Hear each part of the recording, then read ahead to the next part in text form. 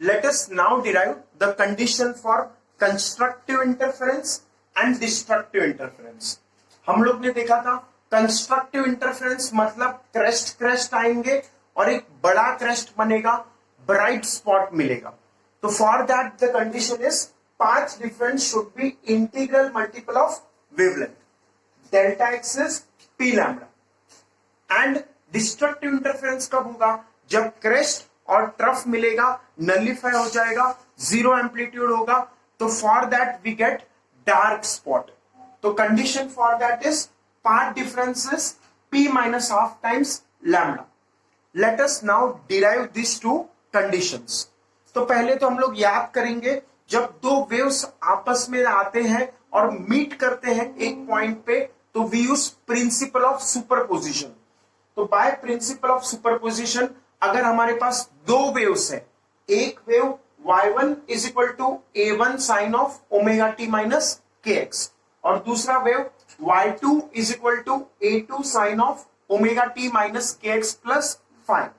Then when these two waves meet at a point, we use the principle of superposition which says y is y1 plus y2. The resultant displacement y is given by the addition of two individual waves displacement. तो पहला wave y1, दूसरा wave y2. y1 का value क्या है? a1 sine of omega t minus k x. y2 का value क्या है? a2 sine of omega t minus k x plus 5. Humans का बच्चा ह्यूमन होता है तो वैसे ही वेव्स का एडिशन एक वेव होगा जिसका एम्पलीट्यूड होगा a एंड फेज कांस्टेंट होगा एप्सिलॉन. तो the addition of two wave will give y is equal to y1 plus y2 which is a wave which is a sin of omega t minus kx plus epsilon. ये जो हमारा resultant wave का amplitude है वो हम लोग ने पहले डिराइव किया है स्ट्रिंग वेव्स में and it was given by this equation. a is equal to root of a1 square plus a2 square plus 2a1 a2 cos phi. अब अगर एम्पलीट्यूड को मैक्सिमम करना है तो cos phi का मैक्सिमम वैल्यू रखना पड़ेगा विच इज 1. cos का मैक्सिमम वैल्यू 1 होता है. और अगर एम्पलीट्यूड को मिनिमम करना है तो cos का मिनिमम वैल्यू रखना पड़ेगा विच इज -1. एम्पलीट्यूड को मैक्सिमम करना है तो cos phi रखेंगे 1 और एम्पलीट्यूड को मिनिमम करना है तो cos phi रखेंगे -1. जब एम्पलीट्यूड मैक्सिमम होगा we call it constructive interference. जब एम्पलीट्यूड मिनिमम होगा we call it destructive interference. तो जब cos phi 1 है तो एम्पलीट्यूड मैक्सिमम है, it is constructive interference. तो let us first derive the condition for constructive interference. Maximum amplitude मतलब constructive interference, that is cos phi का maximum value 1 होना चाहिए. अब अगर cos phi को मैं 1 रखूंगा इस इक्वेशन में, ये इक्वेशन में cos phi को मैंने रखा 1, तो हम लोग का एम्पलीट्यूड कितना आएगा? Maximum amplitude which is root of a1 square plus a2 square plus 2a1 a2 cos phi को मैंने रखा है 1. ये cos phi का वैल्यू मैंने 1 रखा है इसलिए यहाँ पे 1 लिखा है. तो a max कितना आएगा? Root of a1 square plus a2 square plus 2a1 a2. Now square ये हम लोग अगर टर्म देखें तो a1 square plus a2 square plus 2a1 a2 ये एक्सपांशन है a1 plus a2 the whole square का. Square root of a1 plus a2 the whole square क्या होगा? It will be a1 plus a2. Square root of a1 plus a2 the whole square will be a1 plus a2. तो maximum amplitude आएगा a1 plus a2 and cos phi 1 कब होता है?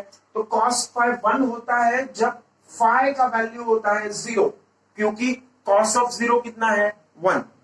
phi का value हो 2 पाई क्योंकि cos ऑफ 2 पाई भी कितना है? 1.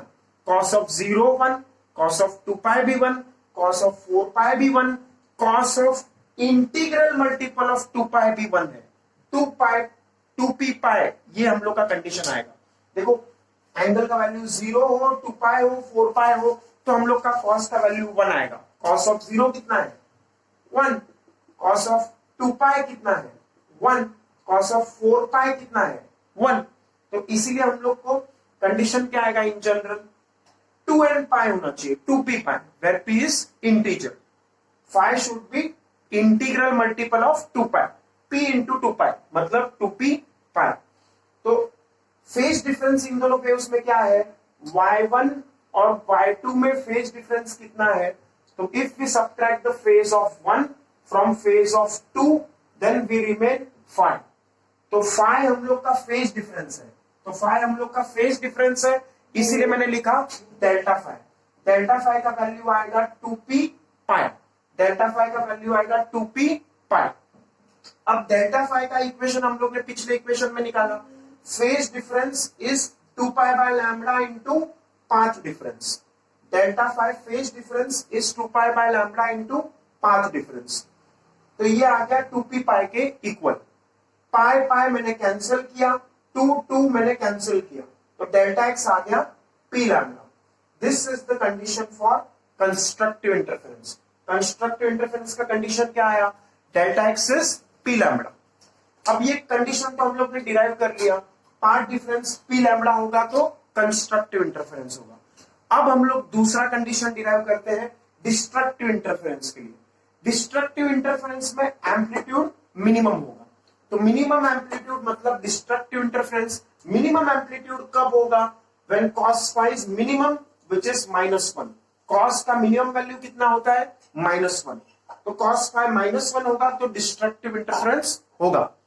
तो cos phi -1 मैंने रखा, तो हम लोग का ये इक्वेशन क्या हो गया, a is root of a1 square plus a2 square plus 2a1 a2 into -1, ये इक्वेशन। अब अगर हम लोग इसको -1 को इधर मल्टीप्लाई करें तो हम लोग का इधर हो जाएगा plus of minus minus. Now इसका square root of a1 square plus a2 square minus 2a1 a2, this is nothing but the expansion of a1 minus a2 the whole square. Square root of a1 minus a2 the whole square कितना होगा, square root of a1 minus a2 the whole square will be a1 minus a2। तो इसीलिए minimum amplitude का condition क्या आएगा, a1 minus a2। अब cos phi -1 कब होता है, व्हेन cos ऑफ पाई पे, सोचो cos ऑफ पाई कितना है, -1, cos ऑफ पाई कितना है, -1, cos ऑफ 3 पाई कितना है, -1, cos ऑफ 5 पाई कितना है, -1, तो cos of odd multiples of pi कितना है, -1। तो इसीलिए phi का वैल्यू क्या है, 2p - 1 इंटू पाई। अब phase difference is delta phi which is phi, तो phi को मैंने रखा डेल्टा phi हो गया, डेल्टा phi हो गया 2p - 1 into pi, 2p - 1 into pi. अब पिछले सेक्शन में हमने देखा है phase difference is 2 pi by lambda into path difference, delta phi phase difference is 2 pi by lambda into path difference. तो 2 pi by lambda into path difference delta x is 2p - 1 into pi. अब फिर से हम लोग ने ये पाई pi cancel कर दिया, ये 2 को नीचे लेके गए, तो what will be the condition, delta x path difference is p - half into lambda. तो ये हम लोग ने कंडीशन डिराइव कर लिया डिस्ट्रक्टिव इंटरफेरेंस का। दस condition for constructive interference, path difference should be integral multiple of wavelength p lambda, delta x should be p lambda and path difference should be p - half into lambda for destructive interference. अब यही हम लोग को यहाँ पे substitute करना है, delta X का वैल्यू हम लोग कंस्ट्रक्टिव में क्या सब्स्टिट्यूट करेंगे, यहाँ पे p लैम्बडा, डिस्ट्रक्टिव में क्या सब्स्टिट्यूट करेंगे, p - हाफ लैम्बडा, ये हम लोग वैल्यूज इधर सब्स्टिट्यूट करेंगे। अब ये हम लोग का यंग्स डबल स्लिट एक्सपेरिमेंट का रिजल्ट है। क्या रिजल्ट है, तो देखो यंग्स डबल स्लिट एक्सपेरिमेंट में मैंने तुम्हें बताया था हमारे पास एक डब्बा था जिसमें 2 होल्स है। तो suppose we have a box in which we have 2 holes. अब ये हम लोग का ऊपर स्लिट 1, ये स्लिट 2, स्लिट 1 से एक लाइट वेव जा रहा है, स्लिट 2 से दूसरा लाइट वेव जा रहा है। तो ऐसा डायग्राम हम लोग ने बनाया इधर, तो this is slit 1 and slit 2।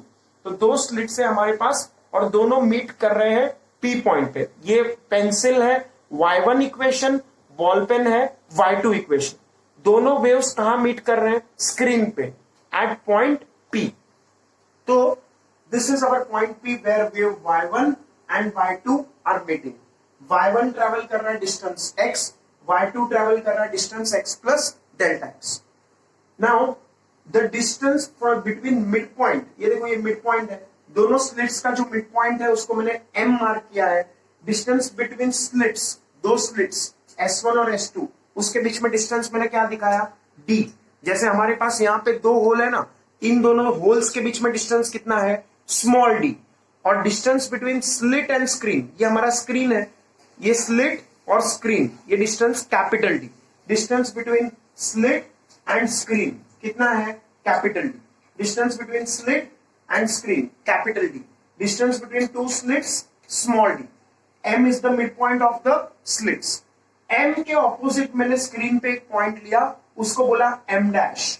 M के एग्जैक्टली ऑपोजिट स्क्रीन पे पॉइंट लिया, उसको बोला M dash, which is mid point of the screen. M dash क्या है, mid point of the screen. अब P पॉइंट हमारा जो है उसका distance mid point of screen मतलब M डैश से कितना मार्क किया, capital Y। Okay, now capital Y is the distance between point where we interfere two waves, जहां पे दो वेव्स इंटरफियर होते हैं, जनरल पॉइंट P और mid point of the screen M dash.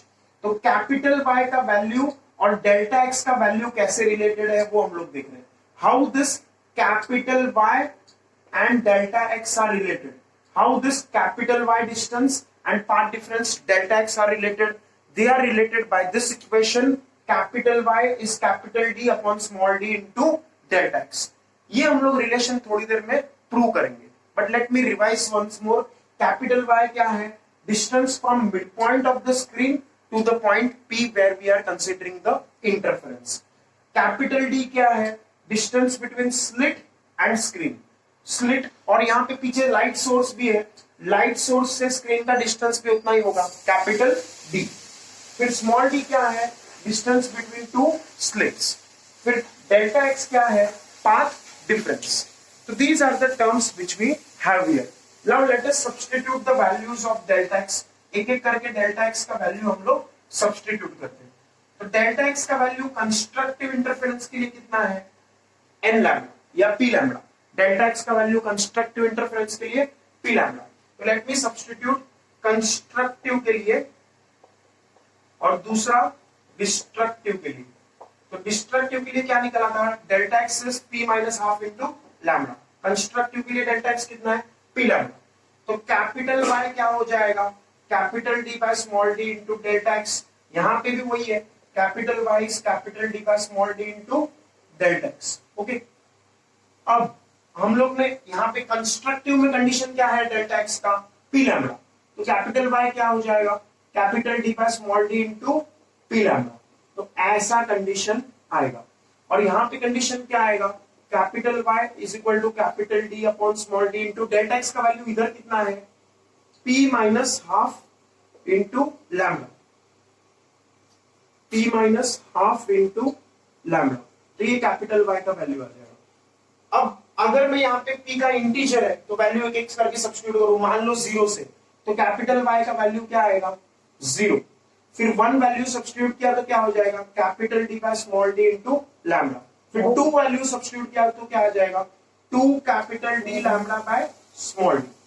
तो p का इंटीजर वैल्यू सब्स्टिट्यूट करो, और यहाँ पे p को मैंने 1 2 3 4 ऐसा सब्स्टिट्यूट किया तो क्या आएगा, तो कैपिटल Y का वैल्यू आएगा, p को 1 सब्स्टिट्यूट करेंगे तो capital D by small d into 2 lambda.